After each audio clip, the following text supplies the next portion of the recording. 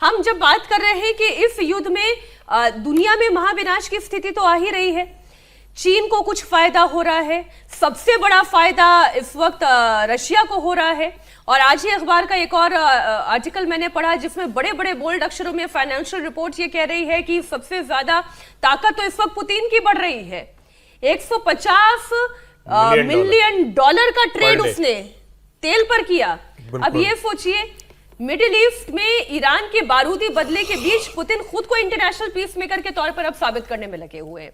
जो काम कुछ दिन पहले तक ट्रंप कर रहे थे वो अब पुतिन कर रहे हैं।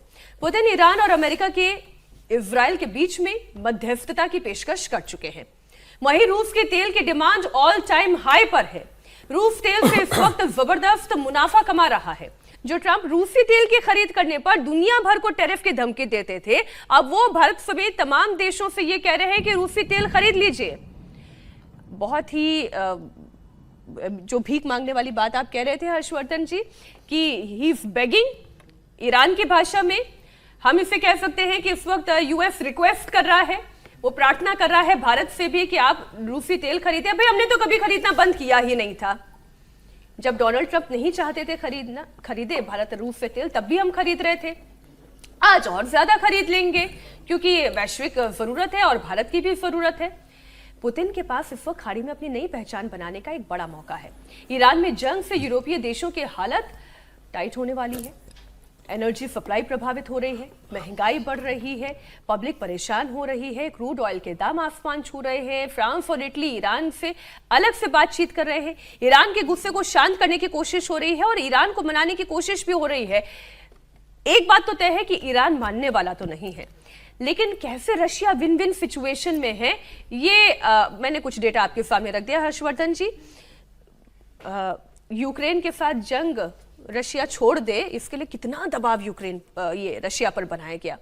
आज अमेरिका कहां खड़ा है रशिया के सामने? नहीं, देखिए सारी मुश्किल ट्रंप की खड़ी की हुई है और रशिया यूक्रेन का युद्ध समाप्त हो गया होता अगर ट्रंप को, जिसका कहते हैं ना उनका जो अंदाज है, दुनिया ऐसे नहीं चलती है। कोई आपके मतलब आपकी जागीरदारी नहीं है कि आपके अंदर काम करने वाले लोग आपने कहा कि चलो झगड़ा बंद कर दो, ये कर दो। और वो भी रशिया, चाइना, भारत, ये दुनिया के ऐसे देश हैं जो किसी के सामने किसी भी पैरामीटर पर कहें तो कमजोर नहीं होते हैं। और अब तो खुद अमेरिकी प्रशासन के डिप्टी सेक्रेटरी यहां आके कह रहे हैं कि कई मामलों में भारत हमें पीट रहा है, हम नहीं चाहते हैं कि चीन जैसा ही भारत को भी लाभ मिल जाए। यानी इस ताकत से वो डर रहे हैं। पुतिन वो जानते हैं कि मध्यस्थ की भूमिका नहीं उनकी होने वाली है, लेकिन कहते हैं ना कि समय आए तो बदला जरूर लेना चाहिए। ट्रंप जितने तमाशे कर रहे थे उस तमाशे का ये जवाब है। ट्रंप जब कह रहे थे कि हमें तो नोबेल चाहिए, हमने 7-8 युद्ध रुकवाए, अब तो सारे युद्धों का समाप्त हो गया ना। अब तो एक युद्ध इतना भारी पड़ गया है कि दुनिया के सारे युद्धों के ऊपर चला गया है। और यहां एक बात का जिक्र करना बहुत जरूरी है। अमेरिका महाशक्ति है, रशिया महाशक्ति है, दोनों युद्ध शुरू करके खत्म करने की स्थिति में नहीं। भारत ने ऑपरेशन सिंदूर किया, पाकिस्तान को पीटा, सैकड़ों आतंकवादियों को जहन्नुम पहुंचा दिया, बेस तबाह कर दिए और जब मन किया तब पॉज बटन दबा दिया। ये होती है ताकत, ये होती है डिसीजन मेकिंग, ये होती है किसी देश की, उसके नेतृत्व की ताकत। रशिया के संदर्भ में एक बात और समझिए, रशिया को भी ये बहुत अच्छे से पता है कि अभी हम विन विन सिचुएशन में हैं। अब सोचिए जरा, अमेरिका को लगता था कि उसका तेल कहां जाएगा, अब अमेरिका ही कह रहा है कि भाई चाइना से अच्छा है भारत को ही दे दो।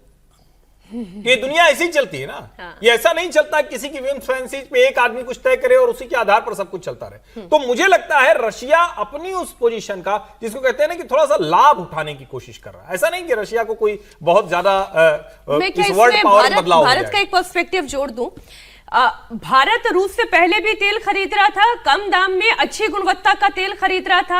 आज भी भारत उसी स्थिति में है, कम दाम में अच्छी गुणवत्ता का तेल खरीद रहा है। यूरोपियन कंट्रीज पर प्रेशर इतना है कि पहले वो तेल नहीं खरीद रहे थे, आज ज्यादा दाम में लो क्वालिटी का क्रूड ऑयल खरीदने पर इस वक्त बाकी देश मजबूर है। लेकिन ये भारत के डिप्लोमेटिक का ताकत रही। और अभी जो ऑपरेशन सिंदूर की बात हर्षवर्धन जी आपने कही, भाई हमारे पाकिस्तान से तो कोई बैर नहीं है ना, हमने तो लड़ाई आतंकवाद के खिलाफ लड़ी थी। लेकिन यहाँ रशिया यूक्रेन से बैर लिए बैठा है और वहां ईरान के खिलाफ इजराइल और अमेरिका बैर लिए बैठा है। ये दो देशों के बीच की लड़ाई है। भारत ना आतंकवाद को कभी बर्दाश्त कर सकता है और वो ना बर्दाश्त करेगा, ना अमेरिका की हेकड़े बर्दाश्त कर सकता था, ना वो अमेरिका की हेकड़े आज भी बर्दाश्त करेगा। लेकिन सर इस जंग की हम बात करें विजय जी, इस जंग में क्या हुआ, जो हमने रूस और यूक्रेन में देखा, तब भी लोग कह रहे थे कि बहुत जल्दी जंग खत्म हो जाएगी। भारतीयों को इतना फर्क भी नहीं पड़ रहा था, क्यों? क्योंकि प्रभावित कौन होने वाला था? यूरोप प्रभावित हो रहा था, नाटो कंट्रीज प्रभावित हो रहे थे, अमेरिका प्रभावित हो रहे थे, उसमें भारत का रोल नहीं था। भारत के रूस से अच्छे संबंध थे, तब भी थे, आज भी है। लेकिन जब ईरान के साथ युद्ध हुआ, तब भारतीयों को भी ये समझ में आ रहा है, 15 दिन के अंदर महंगाई बढ़ने की स्थिति आ गई ना दुनिया में। हमारे घर तक जब युद्ध की तपिश पहुंच रही है, तब समझ में आ रहा है कि युद्ध कितना खतरनाक है। ईरान के साथ जब जंग हो रही है तो दुनिया भर को इस बात की चिंता हो ही गई थी, क्योंकि ईरान की जो भूमिका है खासतौर से तेल को लेकर, उससे लगातार हो रहा था। अब लेकिन उसमें भारत की क्या भूमिका हो सकती है? भारत ने अभी विदेश मंत्री जी ने, प्रधानमंत्री ने बात करके भारत के जो तेल संकट है उसको कम करने के लिए अपनी एक्सरसाइज की है। अभी वो कितने दिन में दूर हो गए, कितना पास होगा, कितना हम लोग ले पाएंगे, ये भी बहुत सारे, क्योंकि जो जगह है स्ट्रेट ऑफ हॉर्मुज, वहाँ पर ज़रूरी नहीं है कि ईरान के परमिशन के बाद भी आप लेकर आ सके। अमेरिका के लोग भी वहाँ बैठे हुए हैं, और जिसको ईरान परमिशन देगा वो अमेरिका के फौजी जो है या अमेरिका के जो लोग बैठे हुए हैं वहाँ पर, वो उसको भी ख़त्म कर सकते हैं। इस आशंका से भी आप वो नहीं कर सकते, इनकार नहीं कर सकते। वो बड़ा मुश्किल काम है। वॉर के साइड इफेक्ट में आ सकते हैं, लेकिन भारत के अमेरिका भारत को रोकेगा ऐसी तो कोई संभावना नहीं है। भारत को रोकने की बात नहीं है इसमें। वहाँ जो स्ट्रेट ऑफ हॉर्मुज में कुछ लोग ईरान के हैं जो किसी जो उनके साथ के लोग नहीं है, उन शिप्स को वो नहीं आने दे रहे। ईरान जिन शिप्स को आने दे रहा है वहाँ पर भी अमेरिका का पूरे की पूरी फौज है, तो वो नाराज होकर उन पर भी अटैक कर सकते हैं।